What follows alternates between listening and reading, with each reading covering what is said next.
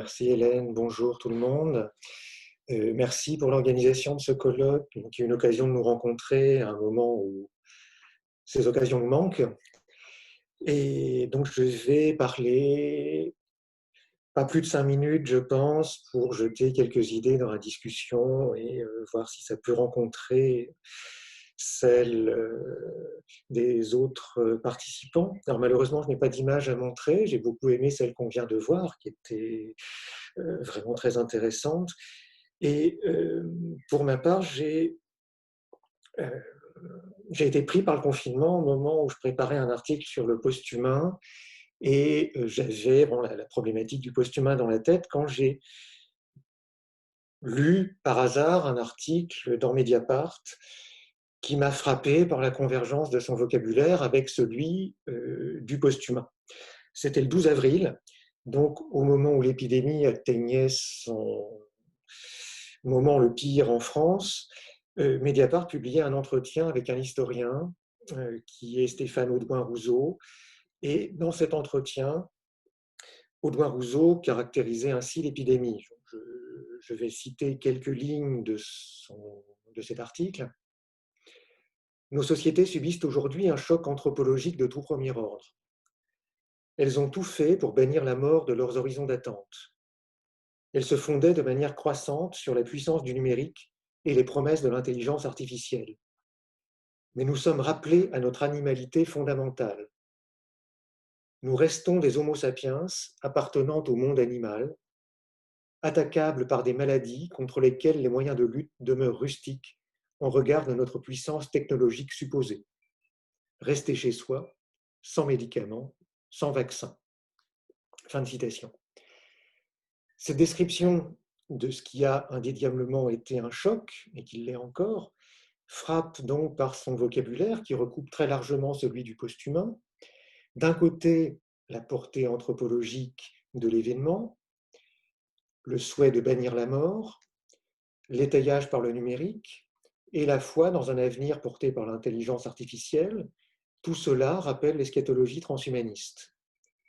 Et de l'autre, le rappel de notre animalité, la simplicité des moyens de lutte contre la maladie, sont deux choses qui renvoient à la critique post-humaniste, qui, pour le dire très vite, conteste l'idée d'une exception humaine, aussi bien que l'idée du pouvoir de la technique de nous rendre maîtres et possesseurs de la nature.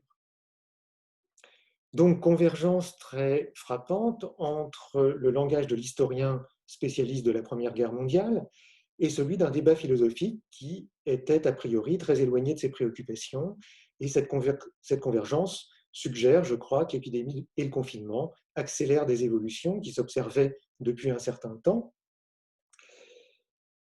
Ils produisent certainement autre chose et il faudrait se garder d'aller trop vite, mais on peut au moins voir là la confirmation que le post-humanisme est devenu une problématique centrale du monde contemporain, qu'on l'appelle d'ailleurs post-humanisme ou qu'on lui donne d'autres noms, comme cyborg philosophie, trouble dans le Toulousaine ou critique de la modernité en vue de savoir où atterrir. Vous voyez, je pense, à quelle galaxie de penseurs je convoque là. Les conditions de la vie humaine comme non humaine changent à une vitesse inimaginable autrefois, et l'avenir est sans doute plus incertain que jamais. Je rejoins volontiers Hélène ici. On en est réduit aux conjectures, à l'observation.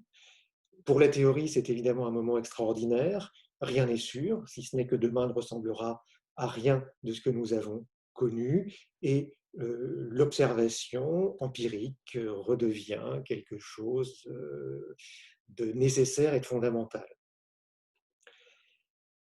L'épidémie invite là à penser la tension entre pouvoir du numérique et puissance des corps, c'est-à-dire deux tensions en rapport l'une avec l'autre. D'un côté, il y a l'ambivalence du numérique. Le numérique est susceptible de protéger et aider, comme de contrôler et surveiller. C'est très banal, mais c'est tout le problème mis en scène par les polémiques sur l'application Stop Covid.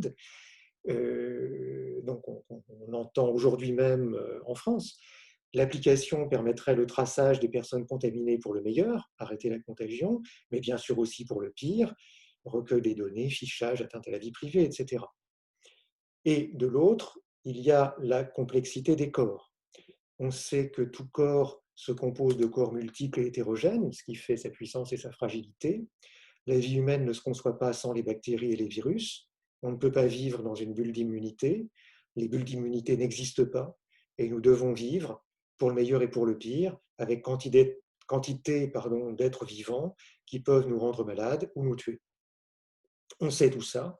C'est la tension entre conditions numériques, celle à laquelle la mondialisation néolibérale nous voue, et conditions terrestres que la destruction des écosystèmes nous oblige à considérer. Et puis, il y a le rapport du numérique au corps. Le confinement nous met tous devant une contradiction qui n'est pas non plus tout à fait nouvelle, mais qu'on ressent beaucoup plus fort qu'avant. Notre corps se rappelle violemment à nous au moment où on essaie de s'en passer. Pendant le confinement, il faut bien confier encore plus qu'avant ses fonctions corporelles à des prothèses. Nous ne nous sommes jamais autant servis d'Internet. Le web est devenu notre prothèse géante commune, ou il faudrait peut-être plutôt dire un réservoir inépuisable de prothèses en partage. Pour nous téléporter auprès de nos parents et de nos amis, pour aller chercher des textes ou des morceaux de musique, ou pour voir des films. Notre dépendance à ce gigantesque dispositif est décuplée. Or, plus nous dépendons de la prothèse, plus elle nous rappelle notre corporéité. Le corps se rappelle comme manque. D'où l'effet essentiel de l'épidémie à l'ère du numérique. Non pas nous créer des corps numériques, mais nous rappeler le réel des corps. Ce qui est peut-être une des raisons de la fascination pour les décomptes macabres que tout le monde regarde ou écoute tous les soirs. Il faut rappeler, sur le mode abstrait du comptage, une mortalité devenue invisible, de corps devenus abstraits eux-mêmes, du fait d'être toujours représentés sur des écrans. Vous savez qu'on ne peut plus aller dans les EHPAD, on ne peut plus assister aux enterrements, mais on compte religieusement les morts tous les soirs. Alors, Zizek avait déjà remarqué dans un article célèbre, qui était No Sex Please, We're Posthuman, que nous ne quittons jamais notre corps et qu'Internet nous le rappelle. L'opinion commune, écrivait-il, veut que la pornographie hardcore soit l'usage dominant du cyberespace. C'est la vengeance du corps. L'usager peut bien surfer sur le net avec un corps angélique ou spectral, métamorphosé, accordé à ses fantasmes, mais ce n'est que pour mieux lui rappeler la réalité de son propre corps devant son écran, corps terrestre, mais aussi corps marchandise, promis à l'évaluation sur les marchés déterritorialisés de la chair.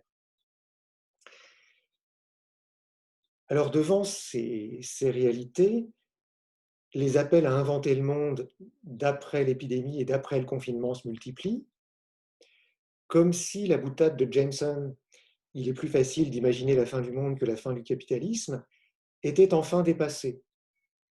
Le capitalisme a tout d'un coup cessé d'être l'unique horizon. Il en restera quelque chose, on ne sait pas quoi, comme de toutes les catastrophes du passé, est advenu un monde que personne n'avait anticipé.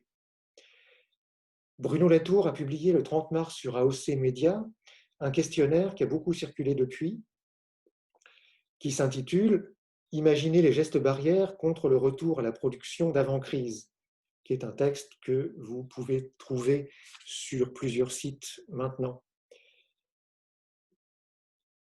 Il a été republié notamment par le magazine en ligne Socialterre et on peut facilement se le procurer.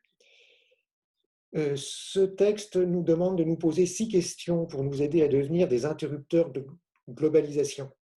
J'en cite 2. Quelles sont les activités maintenant suspendues dont vous souhaiteriez qu'elles ne reprennent pas? Et quelles sont les activités maintenant suspendues dont vous souhaiteriez qu'elles se développent ou reprennent, ou celles qui devraient être inventées en remplacement? Essayer de répondre à ces questions, c'est se donner une chance pour une sortie humaine ou post-humaine, mais pas inhumaine, du confinement. Voilà, c'était quelques idées en vrac. Je vous remercie pour votre écoute. À tout à l'heure pour la discussion.